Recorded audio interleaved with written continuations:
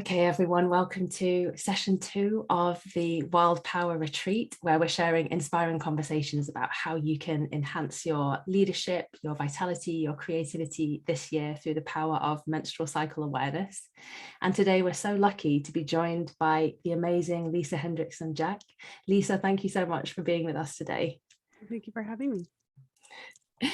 So today's conversation is about how menstrual cycle awareness can be a real key turner when it comes to menstrual health, as well as overall health and vitality, which is so important because so many of us are living with health challenges and there's so many autoimmune conditions, burnout happening, and the menstrual cycle is this amazing stress sensitive system. So in that way, it's so good at showing us how and when and where we can course correct to feel more health and vitality in our lives. And Lisa's going to tell us all about this today. She's a certified fertility awareness educator, a holistic reproductive health practitioner, and the author of The Fifth Vital Sign. She helps to clarify the connection between our menstrual cycles and our overall health so that we can access the power of our cycles. And her Fertility Friday podcast, which is so awesome, has had over 1 million downloads. That's amazing. That's actually an old bio. It's almost 3 now. Oh my God. Yeah. It's incredible. And it's, as you can see from the amount of downloads, it's this powerful resource for information about both fertility awareness and everything to do with menstrual cycle health and the menstrual cycle. It's a really profound resource. So I recommend that you check it out, everyone listening. Okay. Thank you. Yeah. I love the Fertility Friday podcast. Let's start with, could you share some of the ways that for you, menstrual cycle awareness has helped you to feel more vital and more healthy? Yes, that's such a great question. There's a lot of ways. So I'm thinking of some of the most profound. I think for me, there was just the basic wow factor of learning that I wasn't fertile every day. And so when I first started charting in my early 20s, I really was just excited to be able to have a method of birth control that didn't require anything. So that helped me to feel more vital, just because I was able to understand my body and kind of work around it instead of actually changing it with hormones. But then I very quickly discovered cycle problems. So through charting, I was able to identify that I had an issue with my thyroid. And I do wonder I think to some extent I have, in my family, I have diabetes. And so I feel like to some extent I could have been predisposed to PCOS like symptoms because my cycles were quite long. And so through charting, I was able to not only identify those issues, but over the years to help to get my cycle into the normal range. So I can remember when I was in my early 20s and I started charting. And at first I thought 45-day cycles were fine. But then I quickly discovered they weren't. And I remember booking an appointment with a doctor. And, with this explicit purpose of like, okay, I know this isn't normal. So what can I do? And obviously what he told me was, you can go on the pill and there's nothing you can do. And that was it. And so the interesting part of my journey is that I was able to get my cycles down in that normal range. And I was able to address severe period pain issues over the years as well, and get my cycles into that range without so basically doing exactly the opposite of what the doctor told me was impossible. So I could list a lot more, but I feel like that's a good start. It is a brilliant start. And actually later on, I want to talk about cycle symptoms. So maybe we can get into some of it then.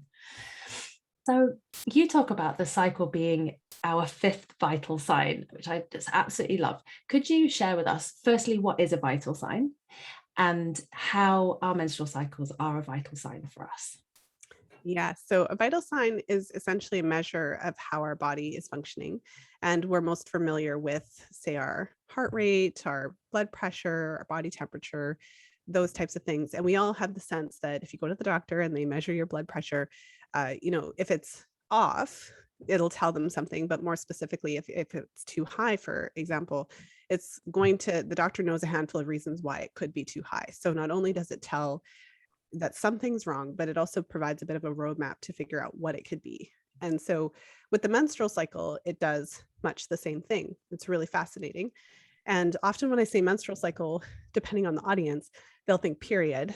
But when I say menstrual cycle, I'm talking about the whole thing. So from the first day of your period to the last day before your next one, it includes the total length of your cycle. It includes your period and the quality and length and all of those things of your period. But it also includes ovulation, your cervical fluid symptoms, and the duration of time between ovulation and your period, so the luteal phase.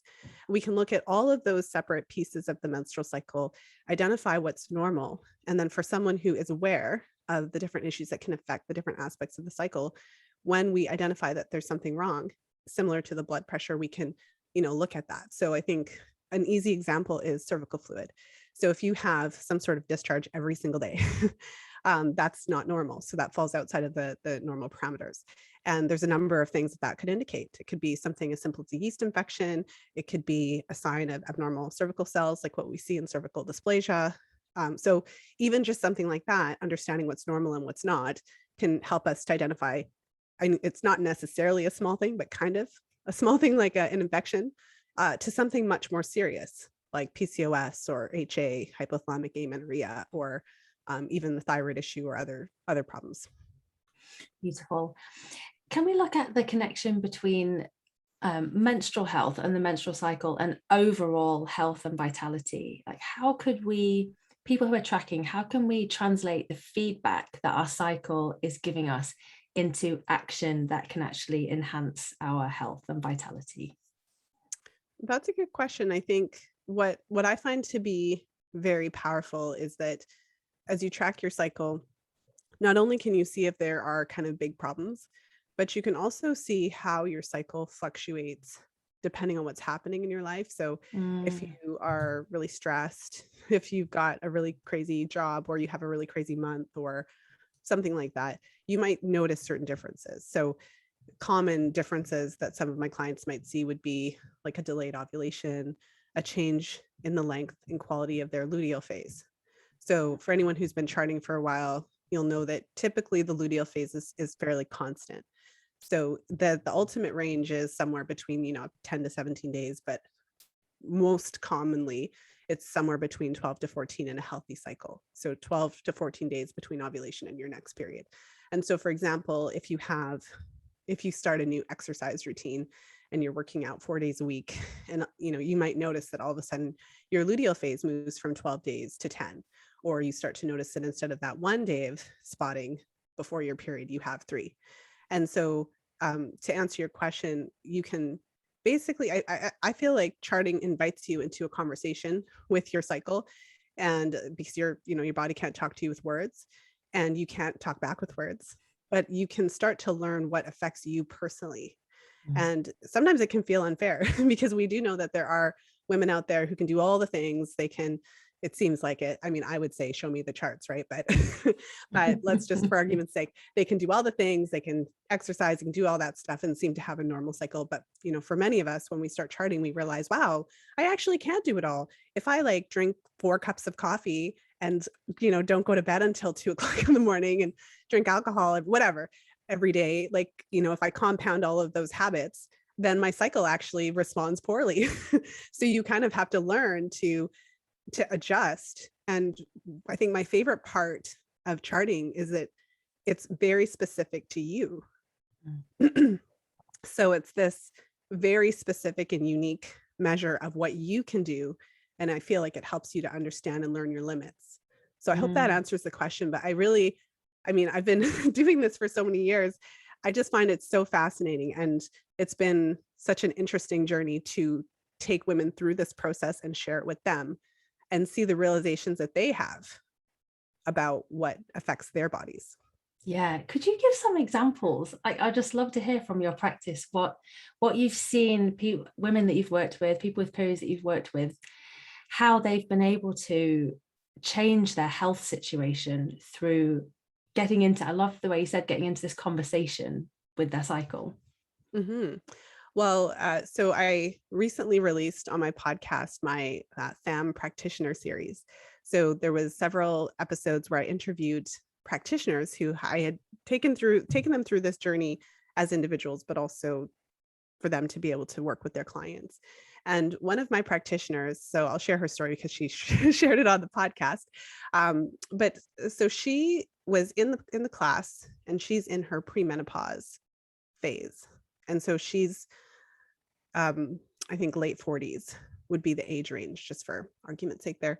And one of the things that happened mid-class was that she started bleeding and it wouldn't stop. So she bled every day for literally like months. And so we had a number of sessions. And just to be clear, that's not okay. There's never a time that it's okay to bleed for a month, just to put it out there. I know that it's a common thing that happens to many women in premenopause, but this is never okay. So this is also an excellent example of the menstrual cycle as a vital sign. So as we were working together, because I think one of the things, especially for practitioners that are getting into this work, we always kind of want the magic. So if we hear that someone's bleeding every day, we kind of want this like, well, what supplements, what magic? So of course, the first thing I'm going to say is go to your doctor, get an ultrasound, etc. That's what you do when you're bleeding every day for a month. You make sure that there's nothing serious going on. But beyond that, I take all of my clients through process. And essentially it starts with, how are you eating? How are you sleeping? Let's look at these foundational factors. And in her case, she was a long-term vegetarian. I think it was like 35 years. And in our assessment, based on what I know about the human body, her protein intake was just way too low. Like, I think she was somewhere like 30, 40 grams a day or something like that. And an adult human needs like 80 to 100. And if she's active, she needs more. So we started there and we literally went through. And so she worked with her doctor as well, with her natural health practitioner. So she had a team going. But ultimately, the bleeding didn't stop until she really started to sort out this protein issue, as well as looking at some of those other foundational factors. So in her case, over the course of several weeks of implementing what we had spoken about, she was able to stop the bleeding and come down off of some of the progesterone and other things that she was taking, by identifying those root causes. And what I found interesting about this was that I was the only one that was looking at that as a possible issue, because when you have a woman in that age range, this bleeding, unfortunately, is a very common issue. So they kind of just look at it as, okay, well, she's premenopausal. But it's like, no, like there's plenty of women in premenopause that don't bleed for 2 months. Like, this is not okay. So like public service announcements, not okay. But that's an example of how the charting through this process, it really transformed, because for any woman who's listening, like I personally have not yet reached that stage. So I'm just shy of 40 here.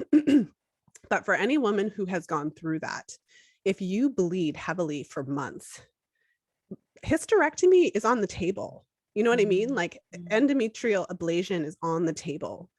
Hormonal IUDs are on the table. There's a lot of things on the table if you're bleeding like that. And so to be able to avoid some of those more invasive medical procedures is life-changing.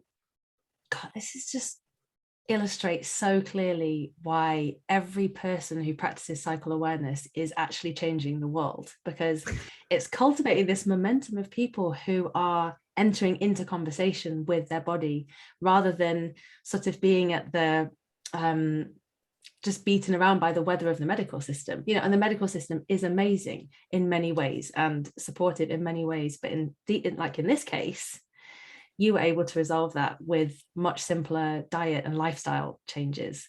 Well, she did all the work. Yeah.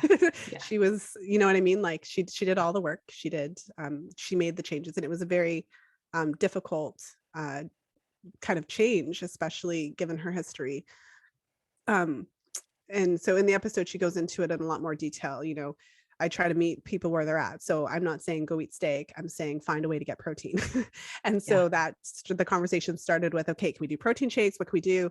And she was kind of like, I don't want to live off of protein shakes. And so she had to kind of make some of those hard choices of how am I going to get more protein? And that involved incorporating some meat, which was a huge, very difficult decision and for her. So it's certainly a very compelling story. And I would say charting by itself is part of it, like looking at the problem. Like you could have a leaky pipe and just staring at it, like so looking at the problem, that's part of it. Like you got to know that the pipe is leaking, sure, but then you have to, I think the most important takeaway here is that you have to know that it's not like what's actually normal and what's not. Because there's a lot of things that are not normal that we're kind of told are, and we're kind of told that it's fine because it's very common. Period pain is a great example of that. Irregular bleeding or abnormal bleeding, stuff like that.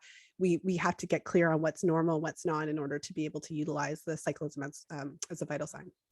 Let's go there. Let's go there. I mean, that's probably, we could probably have an 8-hour conversation about that, but can you highlight maybe 5 or 6 of the things that commonly come up that people think might be normal but actually aren't normal and that need some attention? So I think the first thing would be around periods, I would say. Certainly I've alluded to period pain a couple of times because I certainly had that experience for a long time. So painful periods are very common. A lot of women have painful periods. In my practice, I have to make a point of having a specific section in my intake form where I ask about that, because I think so many women are used to having period pain and they've had it for so long that they don't even consider it. So even though they're seeking support with their cycles for other things, it's like often they're not even looking at, because it's just like, okay, that's just how it is. And there's a massive cultural story around that, isn't there? You know, so many people just think, yeah, this is just how it is. Yeah, even from the very beginning, like, this will be painful, you'll just have to find a way to manage it. You know, it's kind of passed on to us when we have our first bleed sometimes. Mm-hmm. Well, and it's very common. So that's one thing. I think common doesn't mean normal or optimal, but it is very, very common. I think a lot of women have some degree of pain. Most probably. It's less common for women to have no pain. But with that said, other than childbirth, you know, there's no real situation in life where, you know, moderate to severe pain is considered to be normal. And so when my personal experience of period pain, when it was at the worst, I would often be on the floor for hours. And I remember in my 20s thinking to myself, this is like labor without a baby. This is horrible. And I remember having a conversation with one of my male cousins who was like, that's impossible, Lisa, shut up. And then I went on to have 2 children vaginally. And I could tell you that the period pain was worse in my case than the greater, like the part of labor before the transition. Wow. And what was worse about it is that it just lasted all day. Whereas when I was in, I know everyone's experience with labor is different, but the contractions or surges or whatever you want to call them, they came in waves. And so I could actually address it, breathe through it, and then it would stop. Whereas the period pain would not stop. So anyways, I could go on about that, but I think that's a big one. And then I would also just say kind of period abnormalities. I think most women have never even thought, like, you can talk to your girlfriends all day, but no one talks about how much they bleed or how many pads they go through or those kinds of things. So for the most part, our experience is just what we've seen for ourselves. So that was brought to my attention when I became a fertility awareness educator, you know, when I started learning and started working with clients, because my periods were always heavy. And I had clients who, you know, were within the normal range, but very, very light. And I remember thinking, wow, like people can bleed that little. And in the same vein, you know, there's plenty of women who are like, wow, people can bleed that much. So I would say that's a huge one, because you could be bleeding very light, or you could be bleeding very, very heavy, heavier than what is considered normal, and not know that might warrant an ultrasound. So in my case, my heavy periods were a sign of fibroids, which I, you know, advocated for an ultrasound in my early 20s because this was in my family. And turns out I had them. They've never grown to be a big problem, but they're there. But my point is that my periods were super heavy, and it was indicative of this issue. And so that would be another thing where if your periods are really heavy, you might not even know that that's not normal to have over 60 to 80 milliliters of bleeding. So over about 3 to 4 ounces. I'm not sure if my conversion is on point there, but yeah, if your bleeding is super heavy, or if you have a lot of pain, that in many cases should warrant a checkup with your doctor, an ultrasound to rule out any irregularities. And if the period is really severe pain, you may at some point want to consider screening for endometriosis, because they say it takes an average of 8 to 12 years for it to be diagnosed. Yeah. I just learned that the other day and it blew my mind. Yeah. And I mean, if you talk to any woman who's had really bad pain, she'll tell you how many times she's been to the doctor. It's completely crazy. So, I mean, in addition to that, I think we could add, other conditions. I think, I don't know that we necessarily consider it to be okay to have totally irregular periods, but certainly in our Sorry, culture. so I don't know if you can hear, but my little one's crying in the Oh, I can't background. hear. Can you hear? You It's need all to right. go. It's with his daddy-o. He'll be okay. I just wanted to say what it was. Yeah. Carry on. Carry on. Oh, no, it's okay. Well, I was just saying irregular cycles. I don't know that people say that it's normal necessarily, but when you have irregular cycles, typically they just put you on the pill. And I think it is helpful to know that women who have long irregular cycles, fewer than 8 cycles a year, are, that's classic kind of PCOS potentially diagnostic there. And women with PCOS tend to have a much higher likelihood of developing diabetes later in life. So it's a metabolic condition. And so, in a sense, like going on the pill and just getting those withdrawal bleeds regularly doesn't necessarily address that potential underlying problem, doesn't necessarily educate the woman that she might have this predisposition that she might want to be looking at. So I think there's a lot of examples where, and even HA, hypothalamic amenorrhea, when women are not having periods at all for 6 months or more. I know that when I was growing up, certainly it's kind of normalized, like, oh, if she's an athlete, if she's active, it's kind of expected that her period, but but when you're active and your period is disrupted or it goes away, it basically means that you're not eating enough food and you're like you're over exercising, under eating. Like, this is a classic kind of thing. So I think I could continue this conversation. I could think of all kinds of examples, but hopefully that at least gives you that sense that there's a lot of things that our culture kind of says, yeah, it's fine, it's common, it's something, but we should really be looking at those things because our cycle really does kind of keep us in check. It really does respond in real time to what's going on. And if you are a female bodied human being of reproductive age and you are not having regular ovulatory menstrual cycles, then that's a problem, period. Mm-hmm. What do you recommend that people track if someone has never tracked their cycle before and they really want to, and maybe they've got some of the symptoms that you're talking about, what do you recommend that they're tracking and looking at every day? That's a good question. I think first and foremost, it depends on the person, because cycle tracking isn't necessarily for everybody, maybe for everyone who's listening to this podcast, but I think that's first and foremost. So you can start to get a sense of your cycles, even in a very basic way, even just by downloading a period tracker and just noting when your periods are coming. I think that's something just to be aware of, that you don't have to go all the way into the pool, depending on your comfort level. But if you're wanting to, I would certainly say, well, yeah, start with tracking your periods. If you're not on hormonal contraceptives and having actual periods, then you can also start to look at your cervical fluid. So that's something I think most women who are cycling have noticed, but may not have actually known what was going on. So that can be that feeling of wetness that you have at certain times, or when you notice a bunch of, lotioning kind of stuff in your underwear, or when you're wiping, when you go to the bathroom and it's really slippery. So I would say just start paying attention to that. You can just start wiping with intention and Like feeling if it feels slippery. And then you could just yeah, you could just note like what the consistency was like, or just a couple of words, like when it started, when it stopped. Exactly. Like if just at the most basic level, it could be like, when is that stuff there and when is it not? So cervical fluid looks like creamy white hand lotion, sometimes looks like stretchy raw egg whites, not the yolk. Yeah, if it looks like egg yolks, there's probably something wrong. Probably not what we're going for here. But the clear, stretchy consistency, and also that feeling of really just slipperiness or lubrication.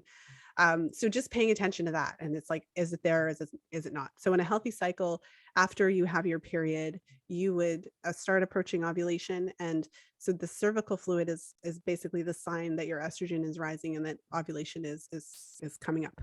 So there's a part of your cycle in a healthy cycle where you would see this and it would be pretty obvious, and it'd be very different to how it is on the other days.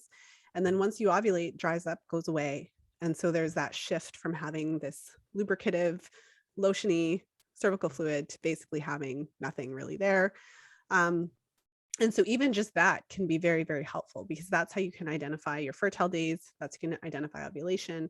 And you can also predict your period based on tracking that. So just with cervical fluid only, I always say this for teenage girls, because I always get the question like, well, what kind of birth control do you recommend for teenage girls? And I say condoms. and then I say that it's very, tracking your cycle doesn't have to mean that you're using it for a contraceptive. It can just be very useful. And if you're even if you're tracking your cervical fluid, once it goes away, you can start to pay attention to how many days between it drying up and your period. And you can start to be able to predict that, which is great. Who doesn't want to know when their period is coming? And then if you really want to go all gung ho, then buy a thermometer and start checking your basal body temperature each day. So the basal body temperature helps you to confirm ovulation. And then you can get kind of a more specific sense of how many days from ovulation to your period. And I think just that piece of information is really transformative for women, because it's just so basic. This is a biological function of our body. It's very scientific.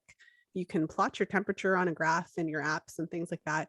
And I know that was one of the things that was just so interesting to me when I first started charting, because it's literally like basic science 101 here. And it's a cycle. So every time you have a period, you move towards ovulation, like this continues happening. So it once you've tracked, 3 to 6 cycles, it actually becomes quite straightforward and quite kind of second nature. And you kind of think to yourself, this was going on this whole time and I didn't know. Why weren't we taught this at school? Because it just keeps doing it. I've been tracking my cycles now for 20 years. Like, it just keeps happening. Yeah, our bodies are amazing. Are there specific activities that you recommend for people at the different phases of the cycle to help them to have more health and vitality? So, for example, at menstruation, what do you tend to recommend for people who say are stressed, burnt out, feeling low in energy? Could you share some ideas around that? Sure. I've been thinking a lot about this, because over the last couple of years, it's gotten so popular for people to talk about, like, okay, in this phase of the cycle, we should do this and we should eat this food. And so I think my answer might be a little anticlimactic. I think that I don't think it needs to be so complicated. I think it's very trendy right now that everyone's like talking about all these different things. And I think that there's certainly value to that. So in the general sense, to answer the question, I think that it's really helpful to track your cycle, to understand that there are different phases, and to start to pay attention to your energy levels and just your general feelings at the different stages of the cycle. I think for most, there's never an all, but for most women who are tracking their cycles, I think many of us notice that we have more energy towards, once our periods are finished. And as we're approaching ovulation, many of us do notice that we have more energy. I mean, depending on the situation, I know some women have issues with histamine. So around ovulation, they're not necessarily feeling their best. But I think that the majority of women tend to have more energy around that time and feel a little bit, more kind of outgoing. And then once ovulation happens, and I know that Alexandra Pope and Shani talk about this a lot, with the phases of the menstrual cycle, like the seasons. But once you've ovulated and you kind of move into this different phase of energy. So I think there's certainly a balance to be had there. I think for each person who is tracking their cycle, I don't think that you need to be tied to it to the point that you have like stringent rules about what you're going to do. But I think that it's helpful to honor what you actually feel. I had a conversation with a client and friend a couple of years ago, and it was, I don't know, I just got a kick out of it, because she's really big into like working out, fitness and stuff like that. And she does these challenges. So she's like doing this like 40-day, right? And she's like hardcore, right? So it doesn't matter if she's bleeding. She's just gonna like go day 40, right? And I'm just sitting there like the peanut gallery, like, you could just like not do that on your period, right? Like, you could just like sit that out. Like, I'm just saying, like, you could. I'm just like, I'm not saying you have to, but you could. And she was kind of like, huh. I just find this to be so funny, because this is just what I do all the time. And she was like, kind of like, wow. So I think that's my answer. Like, give yourself a break. You don't need to do everything all the time. I think I did a really interesting interview with Elisa Vitti, and she called it what did she call it? She had a word for it, like an infradian rhythm. I don't know. Infradian? Anyways. I'm not sure. I don't know, but she had a word for it. There's circadian, but then there was something else. I'm totally butchering it. My apologies. But the point of her example was to say that like we live in this masculine world and it's a 24-hour clock and we're always trying to think of every day as the same. So when you're a woman or a female person, a person in a female body, and you have this cycle and it's like a 20, whatever day cycle. But the point is that you don't have to live the same day all the time. Instead, you can look at a cycle and organize your exercise routines over the course of the cycle, organize your rest days and your active days and things like that based on the whole cycle. And when you have those couple of days where you don't necessarily feel like going out there, don't necessarily have all that energy, that's okay, because there's other days that you have tons of energy that you can kind of like balance it out over the cycle. Yeah, beautiful. Interestingly, Nat Martin, who we have up next in the Wild Power series, is going to go through phase by phase, inner season by inner season, talking about how we can adapt our movement practice and our exercise practice. So that was a brilliant and segue. there's like some really great, I did an interview with, and her name is not coming to me, Jenny Hulbert, I think her name is. And she does this whole conversation about the exercise, because I mean, I'm not much of a fitness person and I exercise, but I'm not, I do not specialize. Like this is not what I'm teaching my clients, but she went into it in a lot of detail. And I think there's a lot of value to that, to actually look at your exercise routine over the course of the cycle. Mm-hmm. And I mean, I think on the one hand, just because of my personality and because this is something that's been part of my life for literally 2 decades, like since I basically knew myself, I've been doing this. So for me, I think I kind of maybe more naturally fall into those habits. Like I'm not doing a run when I have my period. Like I'm just not.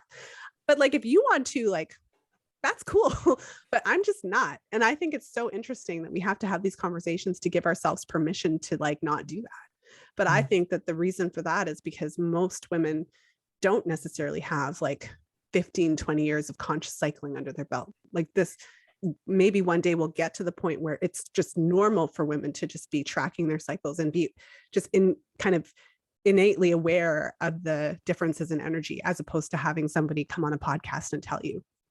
Yes to that world, please.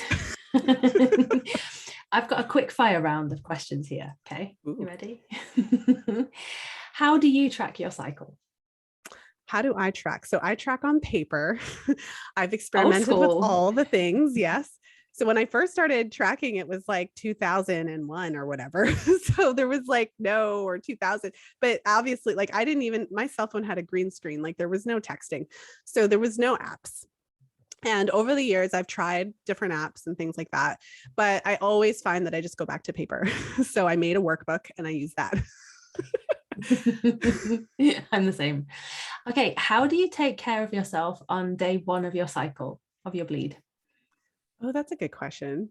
What do I do on day 1 of my bleed? I usually, I'm not, I gotta admit, I'm not a perfect human being. So I don't always have my perfect schedule. You know what I mean? Like sometimes I end up with like a call on that day, or like I'm teaching a class and I'm always regretting it. But for the most part, what I do is just relax. Like sometimes I'll order food because I don't want to cook. And, even though for the most part, I have addressed my period pain issues, they're still there. I think for anyone who's struggled with severe pain. So I guess what I'm saying is I still have to take it easy. Like if I really did try to like run an Olympic style match, I would be in some pain. I think I would. Yeah. So long story short, I try to just take it easy and it's okay. Life goes on. Some more of that gorgeous permission that you're giving now. Like okay. Nothing happens. Everybody, like no one dies. Yeah. Everyone still eats. It's all fine. The business doesn't collapse. Yeah. We can do this, people. Okay. You're premenstrual and life throws you a challenging curveball. What's the very first thing you do? Well, I guess it depends on the curveball. What kind of curveball are we talking? Say something in your business, like you're premenstrual, you might be feeling the like, "Argh," and like some like thing gets cancelled in your business, which is really going to derail something. What do you do? Okay. Well, I think knowing myself, I try not to like send emails like that day. I try, try I try like not to like answer things. So I in situation because I mean when I premenstrual, I mean what's really interesting, and I've experimented with my cycle over so many years. Um, several years ago, I did this experiment. I kind of cut out some sugar, and I was like boosting my progesterone, and my luteal phase increased from like 12 days to 14 days. And so it's like I have a stronger luteal phase now that I'm in my late 30s than I did when I was in my 20s. So it's really interesting. The point of that is that my PMS symptoms generally have kind of lessened over the years.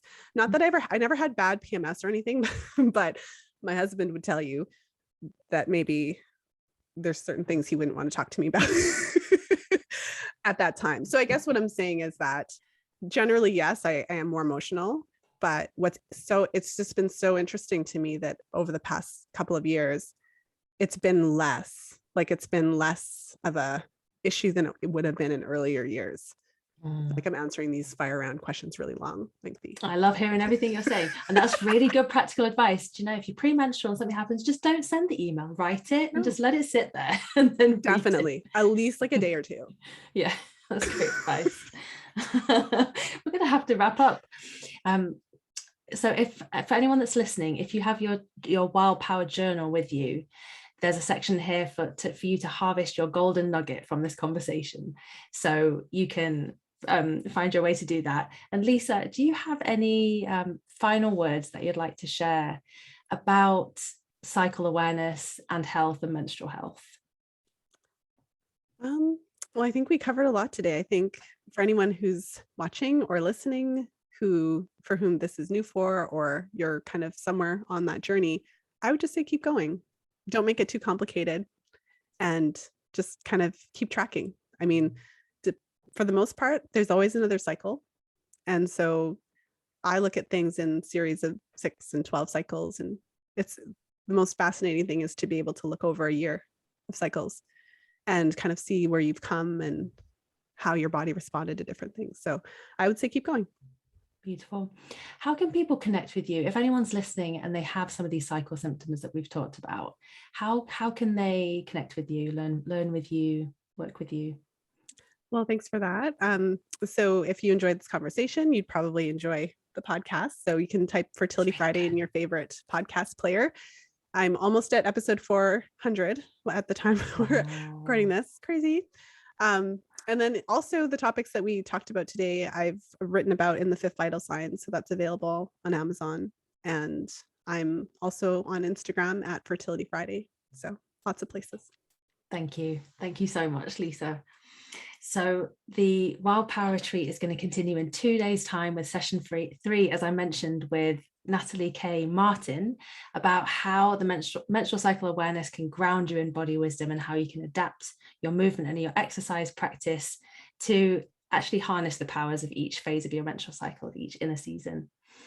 Lisa, thank you so much. I feel like this conversation was so practical, so grounded, so fun, and I really appreciate everything you've shared with us. Thank you so much. Well, thank you so much for having me. It was great.